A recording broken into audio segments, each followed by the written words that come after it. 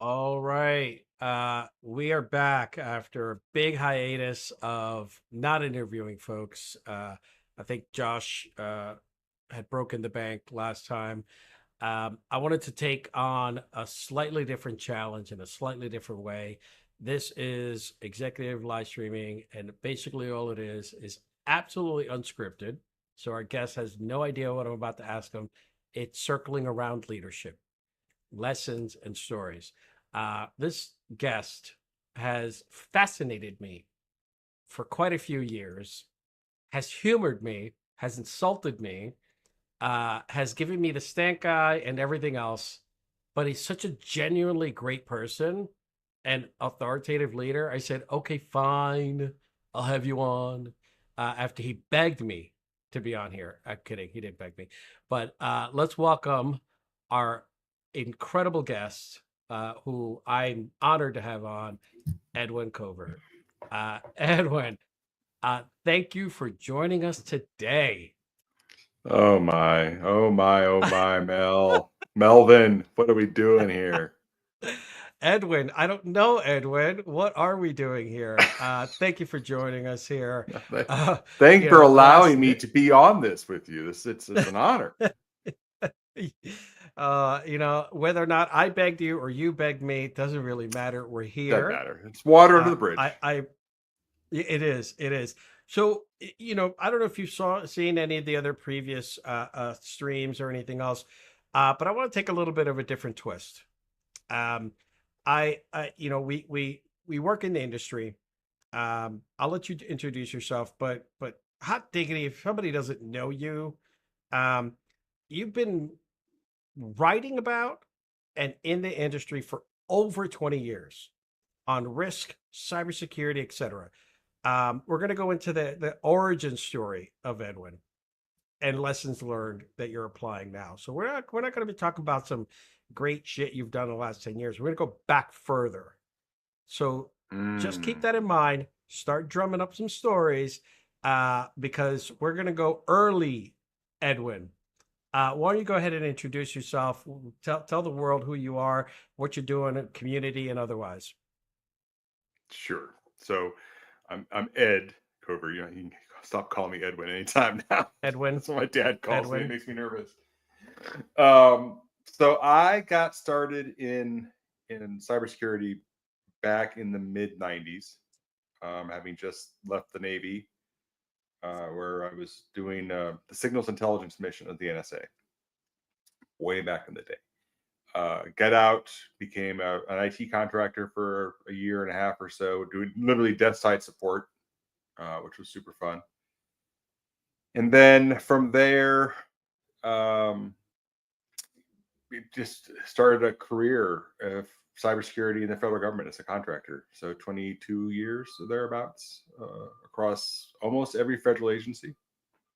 And then you went into global banking at Deutsche Bank, and then came out to Hollywood to work for the studio, Warner Brothers, Warner Media, Warner Brothers Discovery. Just finished up a run at an insurance carrier that offers cyber insurance, and so I was both their head of risk engineering and their CISO for a bit of time. So it's been an interesting career, and it's going on 30 years now, a little over 30 years. You look so young. You miss Booz Allen and a few other things in there, but um, so as I was thinking about, because that's cute, right? Everybody could read that on your LinkedIn, Sure, sure. right? And you've written articles for the last 20 plus years that are online. And you still publish, you still do Yeah. things, and we'll get into the fact. By the way, congratulations again on being voted in as the president for ISC squared, LA. You know, Thank you. I can't imagine who you paid off for that, but that's a whole nother story. Um, Your check's in the mail. so yeah. Oh, I didn't vote. I voted. So did not vote for you. So Ah! anyway, so one of the things that I want to make sure that folks get to learn about you is, you know, we could go back 5 years and what did you learn about leadership that you apply now? But I actually want to go way back, and I said how far back do I want to go with Edwin? And I'm saying very specifically Edwin, because you're a man who carries a stature and a presence, right? But having grown up Melvin, you know, people made fun of my name. So I want to go Mm. back to middle school, high school Edwin, because I'm not going to lie, Edwin, it might to others sound a bit dorky. And I'm just wondering whether or not you were a victim of being bullied or otherwise, and if that's what led to your presence and your demeanor to go into the Navy, or were you the sports guy who then went to the Navy? No, that's fascinating. So I was never Edwin growing up. I was Eddie for the longest time. And there are probably three people in the world now who still get to legally call me Eddie, who aren't dead. But my great Four, grand, four. There's now four. no, there's not. But you know what? I'm gonna let you have that. Um, I was never bullied about being an Edwin. I got mistaken for Edward all the time. That used to drive me nuts. People just assume Ed was Edward. Um, we have a mutual friend, Edmund, is another variation on Ed. So I'm sure he gotten that as well. I was never bullied. I was not a sports guy in school. I did football my junior year of high school just to say that I played high school football, but I was a theater kid, theater and musical. Wait, So what? yeah, Okay. I was What show kind of choir. I was productions were you choir. in? Huh? What? What? Yeah, Okay, yeah. you gotta okay. Walk me through what you did in any of these. Well, I did choir all through elementary school and high school and middle school, and show choir in high school. Um, And then I got into theater. My freshman year, I auditioned on a whim for Dial In for Murder and got the lead. And that just What? started it. So yeah. Wow, Yeah. wow. So, all right, that just painted a whole new picture because I figured you were the wrestler, the football No, player, right? no, Like, wow, no. wow. I did track So and at field, any so that didn't okay, count. I yep, I so at any point did you like tap dance or do ballet? No, I didn't. I grew up playing my dad had two guitars at home. He had uh and they're both actually on a wall behind me here. One is my grandmother's 50, you can see them right there. 53 Martin acoustic that she had purchased. And then the other one is one that he had purchased as a teenager. It's a 67 when he bought it, 1967 Epiphone. And he had some weird ideas about, electric guitars. So I never got to own an electric, but I grew up playing those. And then I decided through the theater program at my high school in Omaha, I was doing a summer show. I was a freshman, just coming out of my freshman year. And I was going to impress the crap out of a young lady by who also I found out played guitar at another high school. And I thought, well, if I learn to play the guitar, she will fall madly and deeply in love with me, and this will be perfect. Now, there's a catch to my plan. I was a freshman or coming out of my freshman year. She was a graduated senior, so this was never going to work. But You I never convinced my know. dad You to never know, but I'll give you A for effort. when you're a young man, 14 years old, raised on Journey and Wham and Willie Nelson, all things are possible. So I learned to play the guitar. I sort of self-taught. My dad showed me a few things because he played a little bit, and then I went to a couple lessons. But basically, I self-taught myself. Self-taught my guitar playing for years and years and years, and I was horrible at it.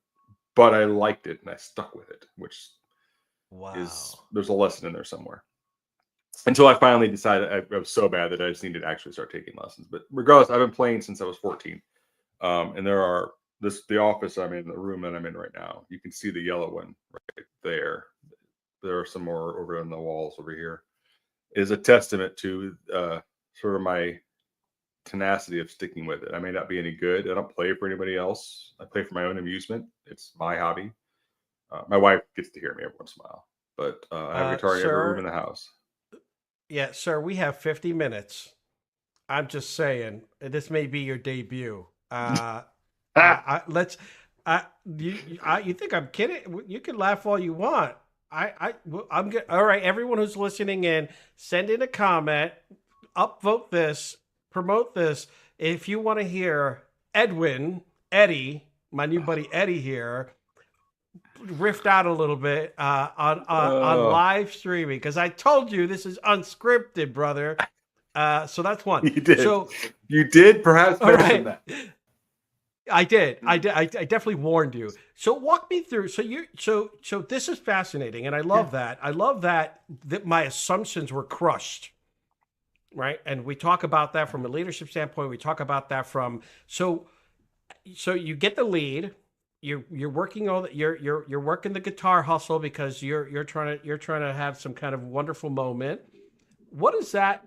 How does that carry through as you're going through whether it's Navy and everything else? How does that discipline of staying with the guitar because it's part of your values, something that was handed to you from your family? I mean, that's some deep stuff there. Walk us through how that carries through to today with whether it's practice, whether it's core foundation or otherwise. So I think at the end of the day, it's all about believing in something, right? So I believed that I was going to be the next Eric Clapton or Jimmy Page. I clearly am not, and clearly was not, but I didn't know enough to get off the goal, right? So, which sure, call it nativity, call it stupidity, call it whatever you want, but I believed in it enough. Oh no, okay, what? No, whiskey. Uh, no, I actually don't know Whiskey River. I'd have to look up the chords real quick, but oh no, Chris, don't be encouraging. No, no, gentlemen, this is not going where you think it's going to go. Maybe a little flamenco. How's that? Sorry. Go ahead. On Um, on on discipline and everything else. discipline. It's I was oddly enough, I was not that disciplined as a child. The Navy taught me discipline. Navy taught me a lot of things, but the Navy taught me discipline because it's required. You can't have a fully functioning uh, armed service if there's no discipline. So I learned that much later in life, much later being my 20s, early 20s. And when I got out, I had the clearances that were required for the job and a lot of, I should call it unmitigated gall that I could just do whatever I wanted to do. And it's just, you sort of figure it out along the way. So walk us through that adaptability piece. The figure it out along the way. Well, the adaptability piece it's really born of this idea that you don't have any other options, right? I mean, what do you not? You're just going to sit there and be stagnant? That's not going to work. You can't do that. So why not be flexible enough in in your thinking to be open to the possibility of something else, right? I'm looking. I mean, I think if you know me on LinkedIn, you've seen that. My current role ended last week, which I had a great time doing it, and I'm on to the next thing, right? Um, Right. I'm living this moment right now, actually. An opportunity has presented itself, a couple opportunities, but one in particular that was so far outside of my thought process. But I was like, oh, well, why wouldn't I think about this? Why wouldn't I consider this as an option? It Wait, never hold occurred to on. me. Wait, hold on. Chippendales finally responded to you? They did. They got back to me. Turns out they need somebody to test the As a underwear before they. bouncer. No, they need Yeah, you as a bouncer at the yeah, front door. yeah. So it's been a lifelong dream of mine, and I just want to thank all the people that helped me get there. My dance instructor Mel. They love you. They Yeah. love you. They love me. They really love me. They really So like me. all right. so okay. So you've got the core kind of discipline and interest, right? Guitar, and you're going through, and then you've been wedged into learning discipline by being in Sure. the Navy. Yep. Okay. Yeah, I'm not. We're not going that fast. By the way, we're gonna stick with the Navy. Okay. I want you on live streaming to be able to tell us something embarrassing that you learned that would that would later on help you in decisions you made while you were in the Navy, foolish things you may have done that you were disciplined for that have you've been able to carry through. I once got in trouble for padding my study hall log while I was in school in the military. And I think the lesson out of that is it certainly wasn't be a better liar. It was the lesson out of that was be honest with yourself. Right? Be honest Walk with us what through you're. what you meant by padding. Some folks So may we had to not we know had to we had to what. track study hall hours, right? The program that I was in, you had to go through, you know, it was a formal classroom program. The How school old that I were was in at the you? time, 18, 19. You Yeah. lied. Yes. There you go, Yes. You folks. asked me. You asked me I'm to just be honest saying. and vulnerable. I'm being honest and vulnerable. It's 30 years, 31 I years ago. didn't ask you to do that. Oh, well, I my said, bad. Then none of that go. happened. But anyway, so I think the lesson out of that is just be honest with yourself, right? Be honest with your what you're capable of doing, and the it's show up for yourself. Don't make mistakes. Don't make silly mistakes. Oof. Why you got to be dropping it like it's hot? Yeah, you just want sound bites out of this one. This is incredible, but thank you. Are you reading a script? I just want to make sure. Wow, that's pretty No, deep. not at So, all.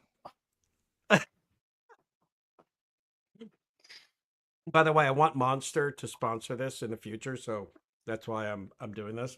Um, all right, so you're in the Navy. How long? 4 years, Four just a years. single What do tour. you?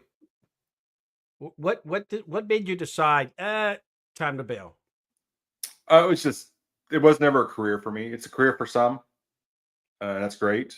Um, a lot of members of my family have served. My brother did, my mom did, my dad did, my grandfather, my niece and nephew both are in the Air Force.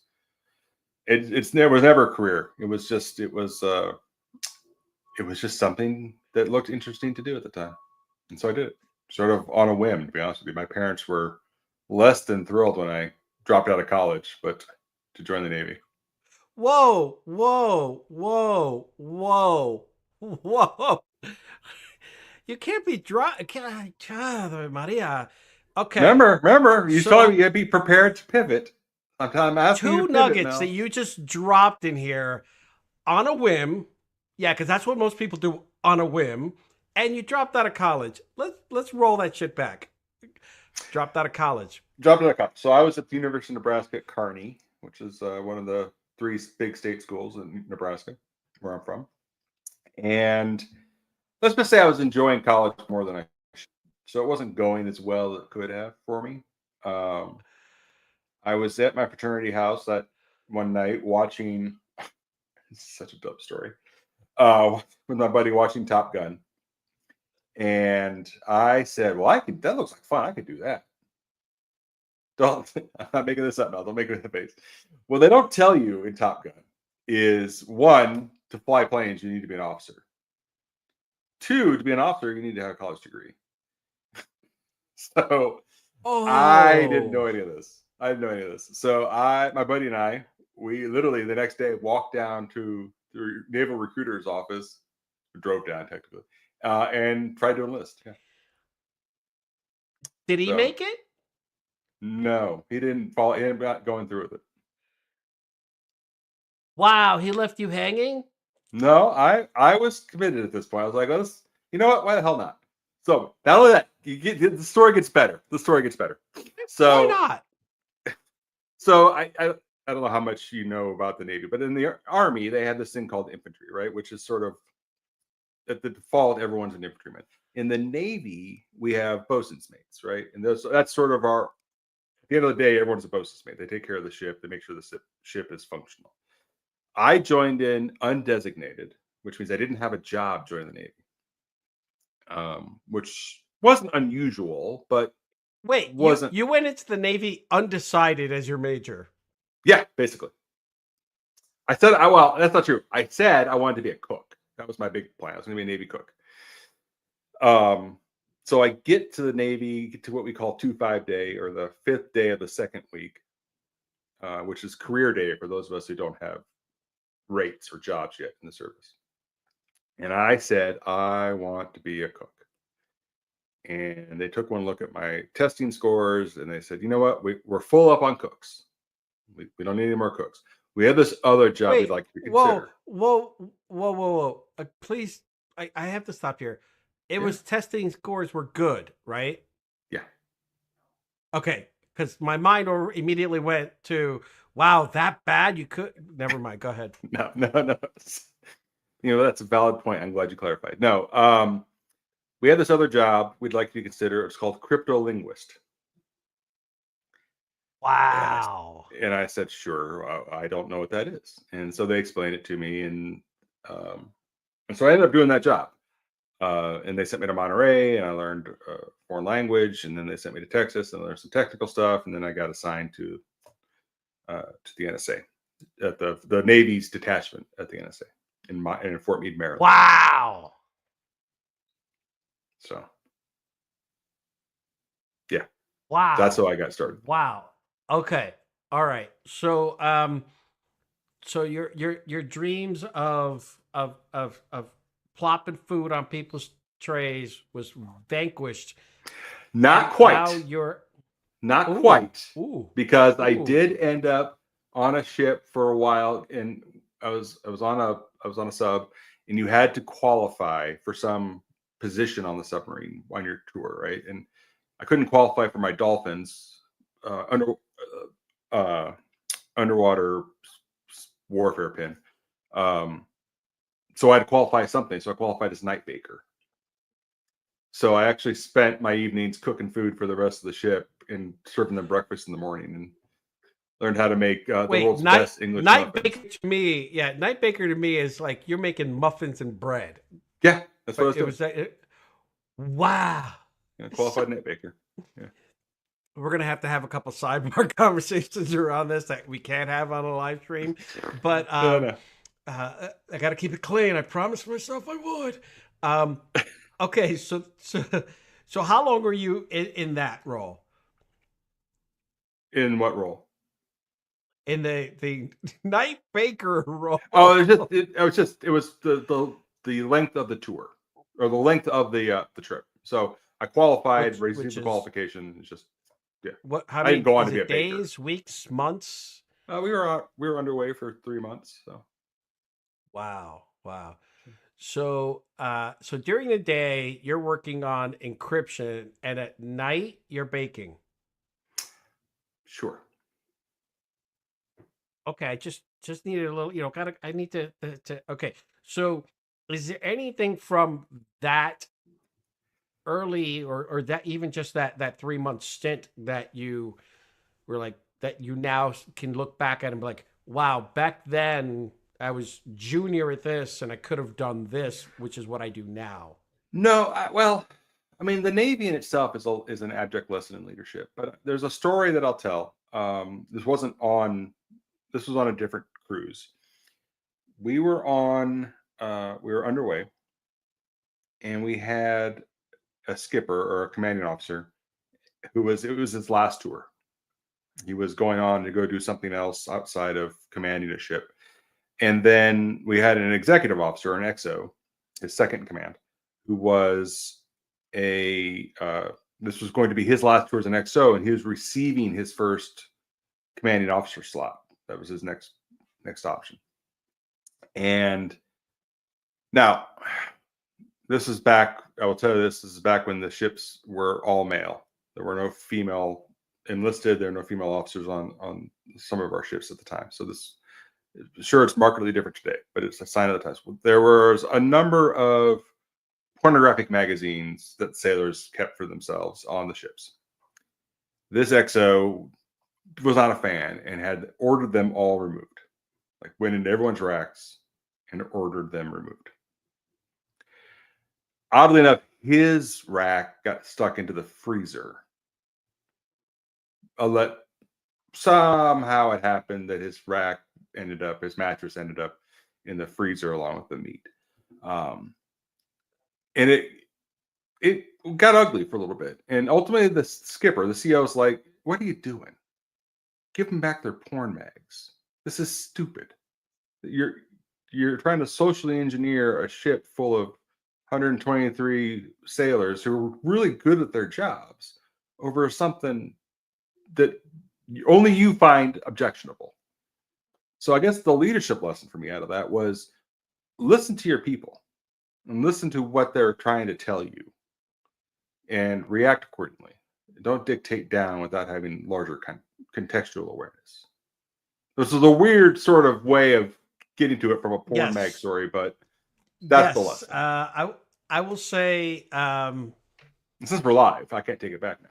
this is a big landmine, but I will say the exploitation of a few things should not justify the. But I'm going to leave it at that. But the lesson learned on the leadership standpoint is a good one, and it really does come down to judgment and a lot of other things. On we're going to pin this one. This is another sidebar we're going to have, but this is that was interesting. Uh, you know, this is me giving you the stank eye, but we'll talk about that one later. I'm not So advocating you're one way or the other. I'm just using the story as a vehicle. I hear you, and I believe that you had nothing to do with getting his rack in the freezer.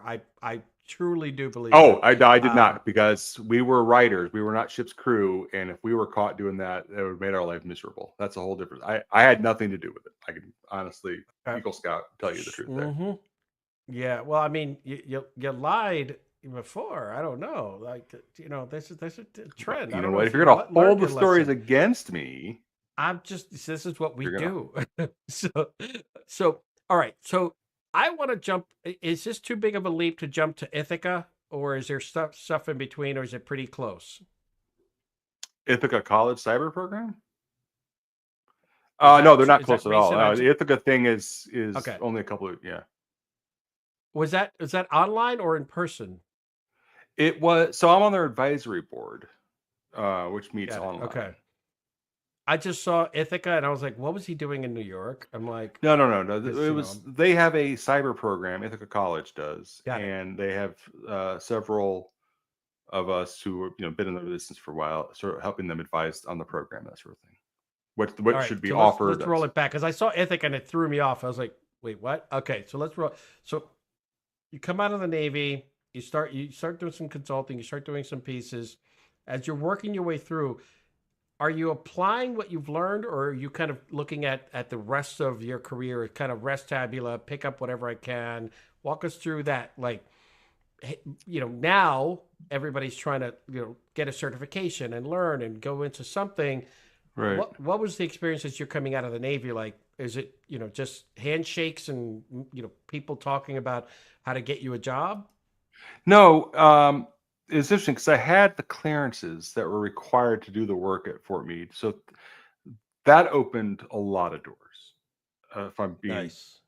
you know, blatantly honest, because at the time, and even to this day, a clearance is worth its weight in gold because you're immediately employable in the job that requires that clearance.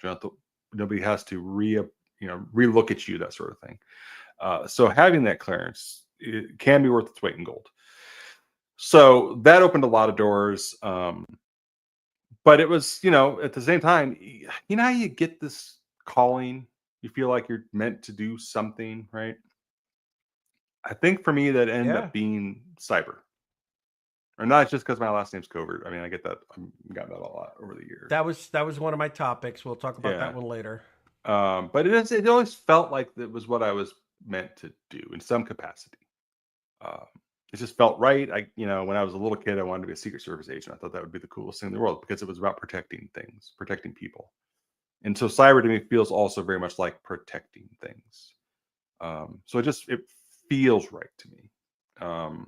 But at the same time, having the clearance, gets you in the door. Right. In fact, it wasn't until 2016 that I gave up my clearance. So So you're out and about. You have your clearance. Hmm. Are you living back home? Are you living on your own? You I'm living on my own. traveling? I What are you got out of doing? Fort Meade and stayed in the DC Metro Maryland area. Um, so yeah, living my own life, living the fancy, footloose, free life of a 24-year-old former sailor. Telling me that you were in theater and saying Footloose. I'm picturing you doing the dance. Yeah, no, But yeah. enough about Kevin Bacon. So okay, so as you're going through this, did you? And by the way, I do love the fact that your name is Covert. I mean, that's just like that. Whatever that origin story is of how, like, yes, I love that. So you're out and about. You're learning. You're hustling. You're in DC. You're there. You've got top level clearance without disclosing anything. Were there examples of your leadership that you found in one extreme or the other? So really, really good or really, really bad. Yeah, I think there were. I had for a while. I had a boss. He was like a vice president of operations at one of the companies I worked for, who very much was a former military officer. Um, was he only gave me he was not a great leader. My initial take on it was he was not a great leader. He didn't relate very well. He wasn't a personable person. Um, but he because he was a naval officer, he knew more about leadership in his little finger than I had collected in my vast at that point 27 years of experience. And so I didn't take that lesson like I should have from him until much later. The lessons that he was trying to impart on me. I think where I'm going with all this, Mel, is for me it was learning on the job leadership, trying to learn on the job, trying to be better at it than I was at the previous opportunity to use it. It wasn't until that I ended up getting my master's in my concentration. It was in IT management, but my concentration was in organizational leadership and change management. And then I suddenly had a framework to actually evaluate the things that I'd already been doing. I just didn't know what they were. I didn't know what to call them.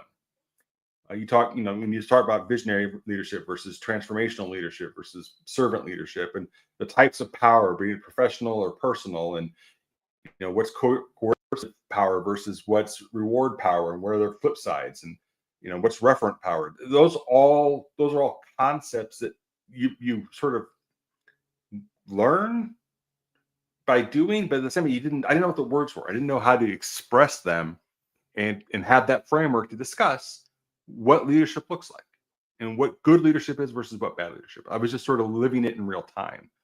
Um, so my understanding, going back to this former boss, it changed over time. I thought he was a horrible person, a horrible leader when I first met him. And it wasn't until I was 3 jobs away out of that I was like, oh well, he was right. What the hell was I doing? I was a numbskull for not understanding it. But I didn't have the framework to properly express it. And I'm also trying to keep it Right. clean because those are not the word. Numbskull is not a common word of Yes. mine. We appreciate that. But I have been known to drop a few F bombs on this live stream. I'm trying So, very hard not to. so it's interesting because I'll make this quick. I shared in almost the same experience where my first full time job out of college. I went to my boss during one of our major project critical steps, and I was just flailing. I was like, "We've got so many issues," blah, blah, blah, blah, blah. And she was so calm. And I wanted a reaction. I wanted, like, let's go fix this, right? And she's like, Mel, we don't have any issues. We have a lot of opportunities.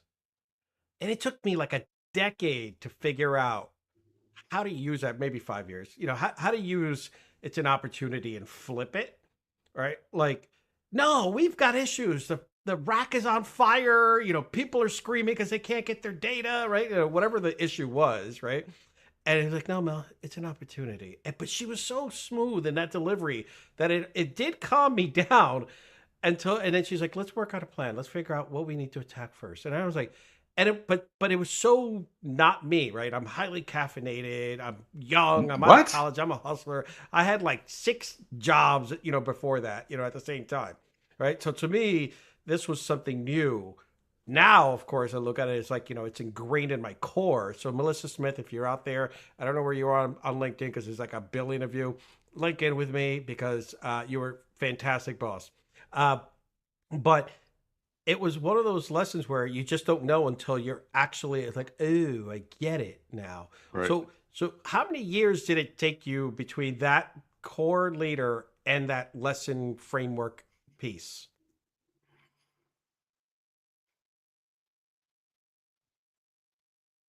Probably 15, 14 or Wow. 15 years. So Yeah. 15 years of on the job stuff that you're doing and you're learning, and then all of a sudden you just have this epiphany. Well, it's an epiphany, but it's also a managed epiphany, right? So, like, let's fast forward. I want to name drop some bosses that have really sort of been inspirational for me, right? So, let's start with Derek Hardy. He's now the CSO at Marvell and Marvell Technologies. But he was my boss at Booz Allen for a little while, and he was also my boss at Deutsche Bank. And he is very calm and collected, right? He's a former EOD, Army EOD officer. So, you know, and that's another thing I want to come back. We'll put a pin in that for a second. And then fast forward to like Netta Noman, who's the CISO for Estee Lauder now, but she was the deputy CISO at Warner Brothers when I worked there. It's a different leadership style, and it's one that I've come to embrace and appreciate. And then Keith Anderson was the CISO for Warner Media, and he's now the CISO for JetBlue. And so these are all people that have shaped me in some way, shape, or form by just giving me positive examples to emulate. Uh, Jen Campbell over at Deutsche Bank took my job there when I left to work at Warner Brothers. She's just built heads and tails above what I could do when I was a DB. Um, so these are the sort of folks. It's sort of like if you find yourself the smartest person in the room, go find another freaking room.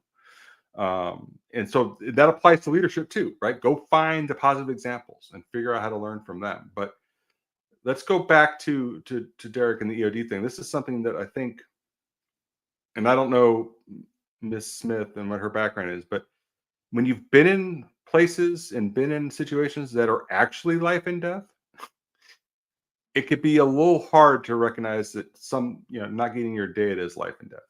So it's all about perspective. And that's unfortunately something you really only get with wisdom, and wisdom comes with time. So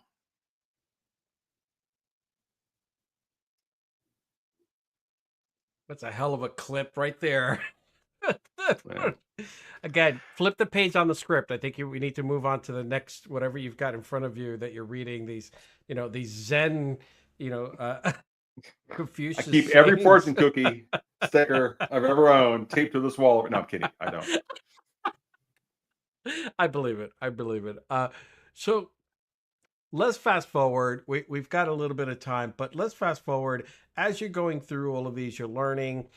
When did the need or requirement for being tested, right? Because I know your SysBee is like 3 digits. Your SysBee ID, or your Four digits, but yes. it's 4 digits, and I know you had to chisel your answers into stone. I did. I did. It Uh, was I did. It was a grueling right. 24-hour test. I had to chisel my ABCDs. I, so walk us through when you start to figure out, like, maybe you want to take this test, or maybe you want to to kind of education wise or otherwise, as you're going through this. Was it a hard requirement, or was it an interest? It was an interest. So at the time I got my CSP in 1999, and at the time I had just started with a company out of Frederick, Maryland. Had just had a new baby, had a new marriage, a lot of new car, new home, lots of news that year, 1999. But I had started to read about this cybersecurity certification that was apparently becoming a thing. And the company that I had started to work for had hired me because they came to me one day and said, "Hey, we're a networking company. We do long haul telecom for the federal government, but we really want to add a cyber component to that." And I, again, because sometimes I'm not bright, said, "Well, I put my money where my mouth is. I can do that. Sure." No idea if I could do it, but why not? And so I did. I ended up was there for 10 and a half years and built that program and built that whole component to the organization. And we did certification accreditation, we did security testing, we did pen testing, we did policy procedure development, GRC, what's up what would be considered GRC now. But anyway, so it was just something that I was interested in. And I thought, well, if I'm gonna say that I'm good at this and want to be respected for, then I should have something to just at least demonstrate that I have the capability to do it. And so I put it to the company and said, "Hey, would you guys, sponsor me for this?" And they said, "Sure." And so back then there was a class that I took. It was a week long, 2 week long classes separated by like 4 weeks. There was no textbook for the CISSP. There was no all-in-one Sean Harris book or anything like that. There was a list of 46 books they wanted you to read, and 2 3-inch binders full of slides that they presented over those 2 weeks. And then I went down to George Mason University, sat in the auditorium on Saturday morning. I was given 6 hours to take the test. So we so we have 8 domains now, right? Yeah, there were 10 when I started, but yes, we Tw- have 8 domains now. I guarantee you, AppSec and DevSecOps was not in there, but what was in there? Back then, we did a lot of access control modeling, like the Bella-Padula model, the STAR model, and we did a lot of mainframe RACF sort of stuff that was in there. Incident response. There was a long section on law, ethics, and compliance, legal ethics, and that sort of thing. Those are some of the courses that I would teach later on in my illustrious career. What else did we do? Network security was in there. Communication security was separate from network security. You got to remember, this was when PKI was still considered by some to be a national security threat, and so yeah, Look at the comment. Look at the comment, Dad. yeah, it's good. Yeah, it was a good time, wasn't it?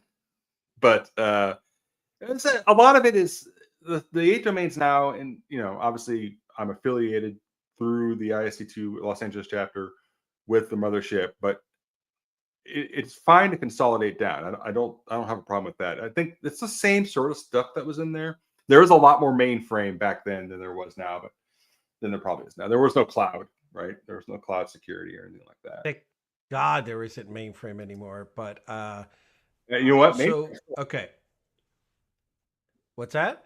RACF is still mainframes are still around. Yes, they are, and I'll let somebody else protect them. So, listen, I played a multi-user game on mainframe, and I would keep the computer lab open after hours, just to play that with my.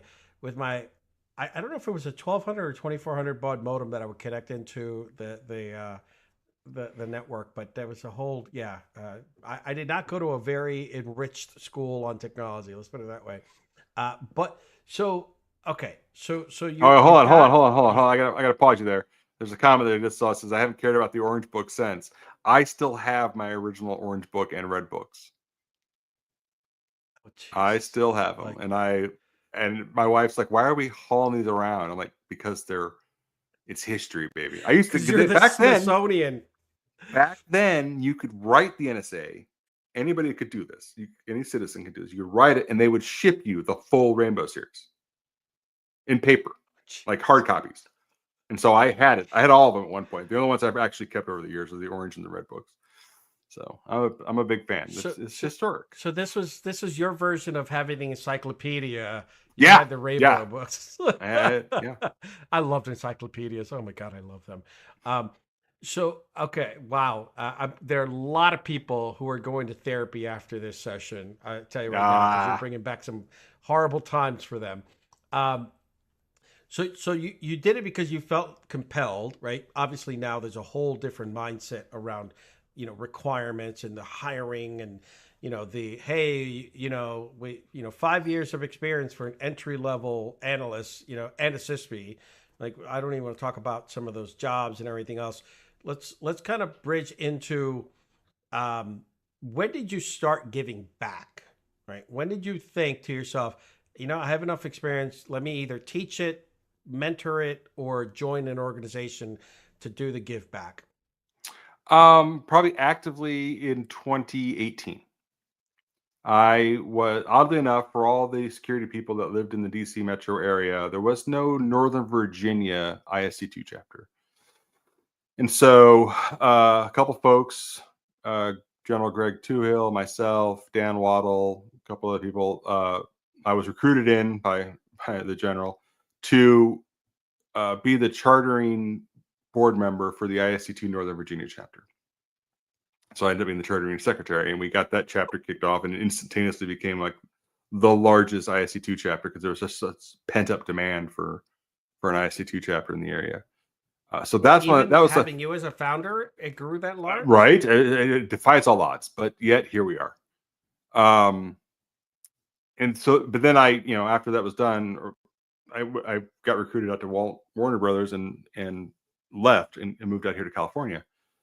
So, and then it was a lot of work to get that chapter up and running, and so I took a step back. I'll be honest, I took a step back about giving back outside of sort of informally mentoring and just trying to be a decent boss. And then I started grad school, and so that took up a lot of my time. And when grad school ended, I found myself thinking, well, I need to be doing something. I need to be giving back to the community that's given at that point give me 25, 26, 27 years worth of career. And so I casually joined the ISC2 chapter here in Los Angeles that had started up right before COVID. And I was running events for them. And then through a series of circumstances, ended up on the board as communications chair for the last couple of years. And then now I'm obviously the president of the chapter after the most recent election, but I also teach Cal State LA and network security course. That's another way that I'm trying to give back. Um, Folks coming in because there weren't college classes around cybersecurity when I first went to college. Now, when I went back to get my bachelor's in 2012 rather, my undergraduate was in cyber because they had an official cyber program, University of Maryland. Another shout out, John DeRosa was one of my professors there, and he also was sort of the epitome of cool. He was my minor was critical infrastructure protection and terrorism, and so I spent a lot of time thinking about. Jesus. Yeah, I know it's I'm Really into light so topics, right? yeah light stuff, but he was one of my anti-terrorism professors. Um, so great Wow. guy, great guy. But anyway, where was I going with this? Oh, giving back. So trying to teach that sort of next generation of what cyber looks like, right? Even the IC2 chapter, we Right. have a Yeah. lot of, I was talking to somebody about this morning.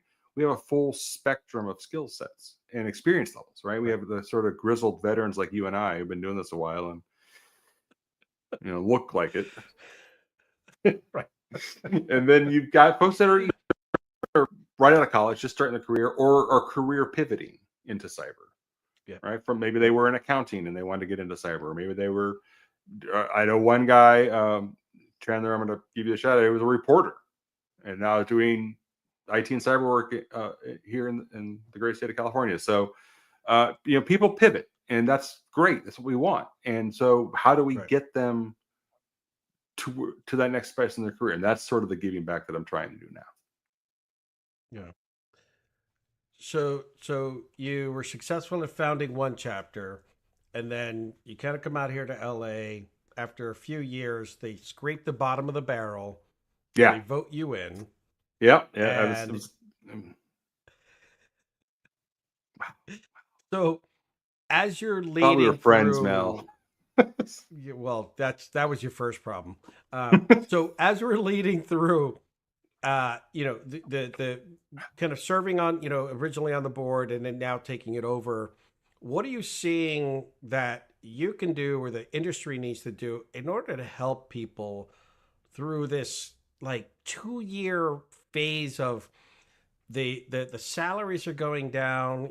They talk about this gap in hiring. Like there's just this nebulous of like miscommunication across the sides of the field.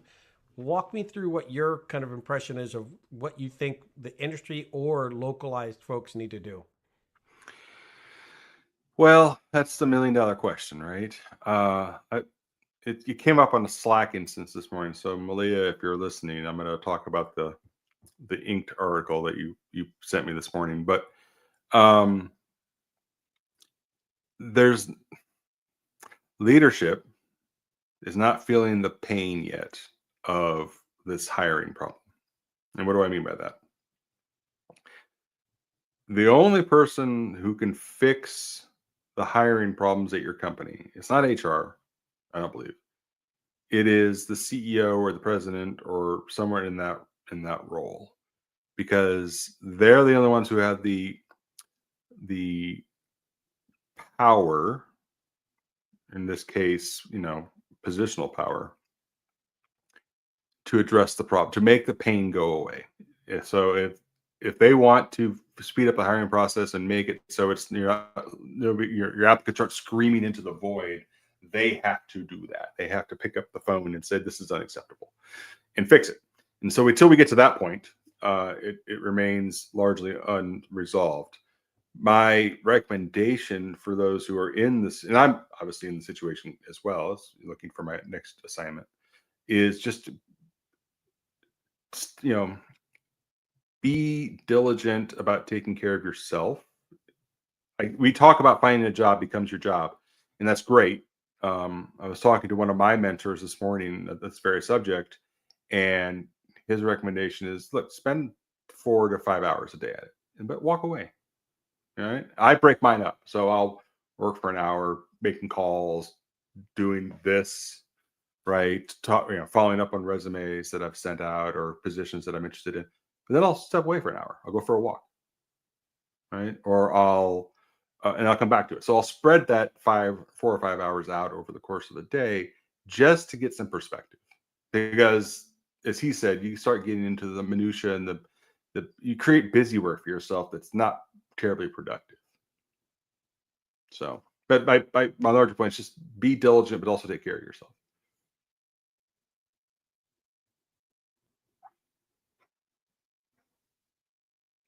You're on mute, Mel. I'm sure what you I said was just gave you the just biggest compliment, but I forgot what it was. So, well. I'm so sure I it was profound, but deep. It was my heart. It was heartfelt.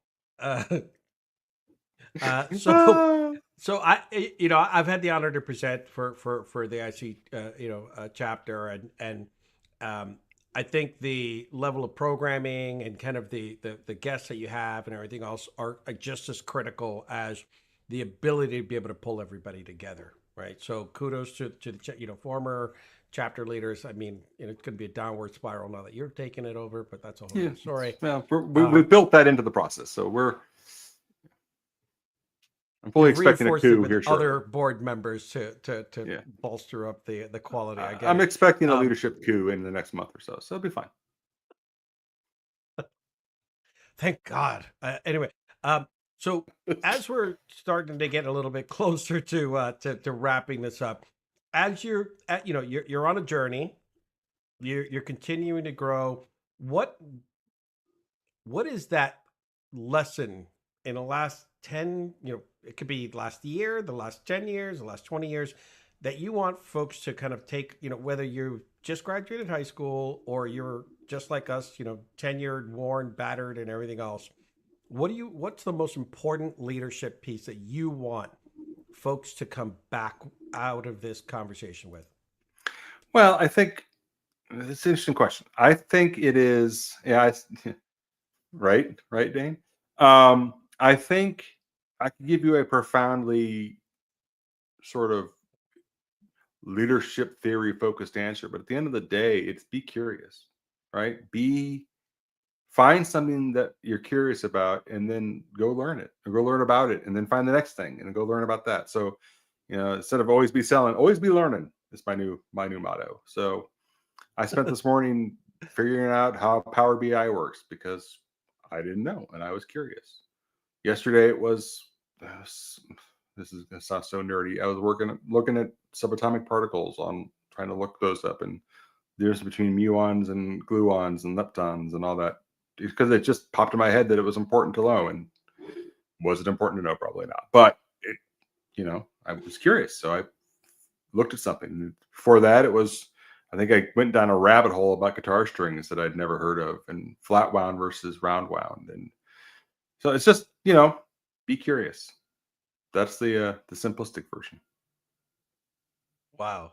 Um, I love that, and I say this to everyone: if you're not spending half an hour to an hour a day shooting towards a north star or goal or an interest, you're never going to get to do something or learn something different, right? So for you, you're spending 4 hours. I tell folks half an hour to an hour a day when you have a job.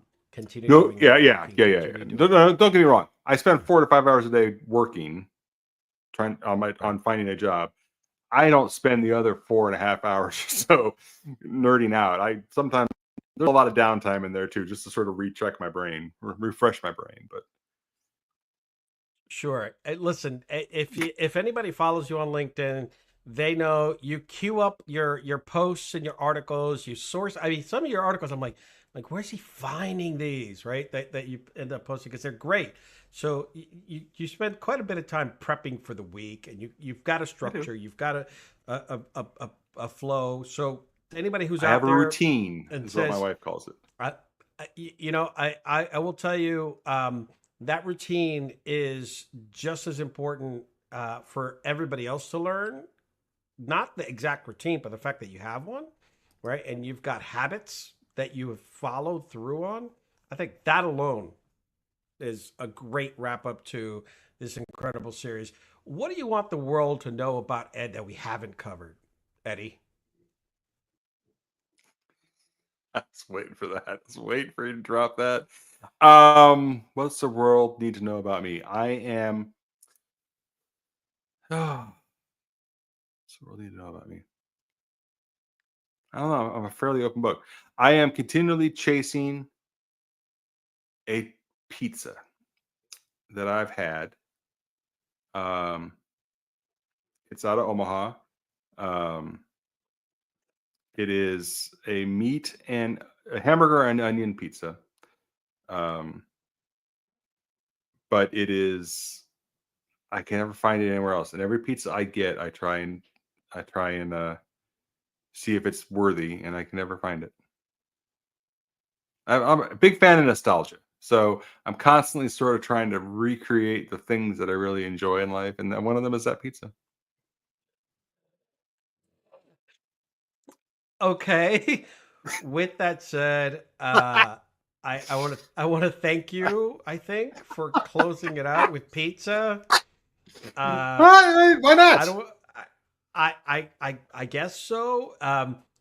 It's an honor, and I'm glad you didn't take any jabs at me. I'm glad we didn't curse each other out. I'm glad you didn't make fun of me, and that we kept it clean. We'll do all of that on Wednesday. We'll talk about all that kind of stuff later. Thank you for joining us. It's just incredible. Uh, get back to work. You've got to work your hustle. Stay awesome, sir. Chris is over there telling you to keep it together. I'm like, Ah, yeah, it I'm has falling been. apart, man. I love you on this It pizza is. thing, but This has been so much fun. I don't know why I didn't agree to do this earlier. This was so a so we hoot, Mel. This is I absolute and hoot. this is what we do, right? Showcase real leaders and their stories, not just the hey, what are you doing about your risk assessment scoring and are you looking at fair? That's cute. Like we could do all those things later, right? On I could talk quantifying and about that all day qualifying. long. I love that I sort know of you stuff. could. You've been writing about it for 20 plus years, right? So It's what's been an important is absolute that blast. behind every security incident, behind every security solution and architect is a real person with a real story. So thank you for staying awesome. I will see you in the next few days, the next couple of weeks, and you keep doing you, brother. Thanks, sir. I appreciate it. Thank you for having me on. Thanks for the people watching. The comments are coming in. Like everybody's going crazy. So they all stuck around just for you. So thank you. And thank you, everybody. Don't be shy. If you feel like you can handle a random interview, uh, we're here. A I'm just random saying. Right on the operative word there. Because I all I said was we're going to talk about leadership. But I wanted to go back, way back with you because I know most of the news story. It's the old story. And again, I'm picturing you when you said play. I pictured you in Peter Pan. I pictured you flying across the stage. I did There's all kinds of Oklahoma. visuals that I I had. did Greece. I did Brigadoon. Oh What yeah. did you play in Greece? Hold on. Johnny Casino, What? the guy who does the hand jive All song right. So with the if dance. you want to learn more about other roles that he's had in theater, get a hold of Edward and my new buddy, my new bestie Eddie over here. Thanks again. Stay awesome, folks. I'll talk to you all soon. All right. Thank you.